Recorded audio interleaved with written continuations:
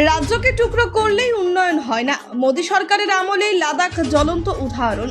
অথচ বিজেপি উত্তরবঙ্গের উন্নয়ন না করে বিভিন্ন জনজাতির মানুষের মর্যাদার প্রশ্নটিকে গুরুত্ব না দিয়ে পশ্চিমবঙ্গ রাজ্যটাকে ভাগ করতে চাইছে।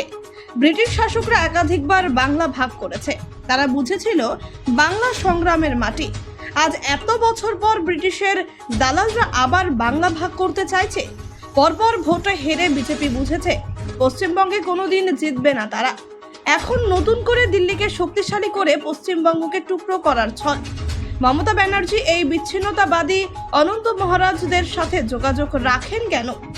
সুবিধাবাদী তৃণমূলকেও দায়ী নিতে হবে। উত্তরে কামতা, দক্ষিণে মমতা, এই স্লোগান আমরা ভুলিনি।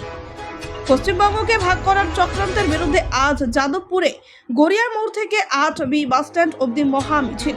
উপস্থিত সুজন চক্রবর্তী, বিকাশ রঞ্জন ভট্টাচার্য সহ আমরা সবাই।